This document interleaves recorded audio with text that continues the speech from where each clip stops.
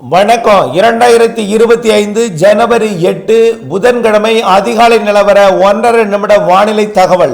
அதிகாரப்பூர்வ வானிலை அறிக்கைக்கு இந்திய வானிலை ஆராய்ச்சித்துறை அறிக்கையை பார்க்கவும். காற்று சுழற்சியானது தெற்கு மத்திய வங்கக்கடல் பகுதியில் நீடித்துக் கொண்டிருக்கிறது. அடுத்தடுத்த காற்று சுழற்சியும் சுமத்ரா தீவு மற்றும் தென்சீன கடற்பகுதிகளில் நீடித்துக் கொண்டிருக்கிறது.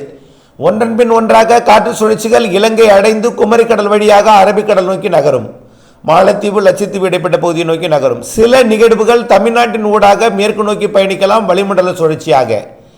ஆக இந்த நிகழ்வுகள் காரணமாக குளிர்கால மழைப்பொழிவு கடந்த சில நாட்கள் இடைவெளி கொடுத்திருந்த நிலையில மீண்டும் குளிர்கால மழைப்பொழிவு தொடங்கி இருக்கிறது. 10ஆம் தேதி தொடங்கக்கூடிய மழை வரக்கூடிய 11, 12, 13 சனி ஞாயிறு திங்கள் 3 நாளும் நல்ல மழைப்பொழிவு காத்திருக்கிறது. குறிப்பாக டெல்டா மாவட்டங்கள் தென் மாவட்டங்களுக்கு வரக்கூடிய 11, 12, 13 சனி ஞாயிறு திங்கள் நல்ல மழைப்பொழிவை கொடுக்கும். 10ஆம் தேதியே மழைப்பொழிவை டெல்டாவில் தொடக்கினாலும் 11, 12, 13 குறிப்பிடத்தக்க மழைப்பொழிவு நல்ல மழைப்பொழிவை கொடுக்கும். அதே வேளையில் உள் மாவட்டங்களுக்கும் 11, 12, 13 தேதிகளில் கொடுக்கும். உள் மாவட்டங்களை பொறுத்த வரைக்கும் 11ஆம் தேதி இரவு மாலை மற்றும் 12, 13 தேதிகளில் கொடுக்கும்.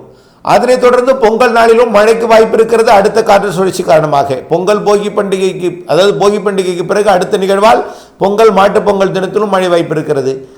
இடைவெளி என்பது 16, 17 இருக்கலாம் என்று எதிர்பார்க்கப்படுகிறது. மேலும் இடைவெளிகளும் இருக்கும், மழைப்பொழிவும் இருக்கும். இடைவெளி அறிந்து அறுவடை செய்திட வேண்டும். வானிலை அறிக்கை அறிந்து விவசாயம் செய்திட வேண்டும்.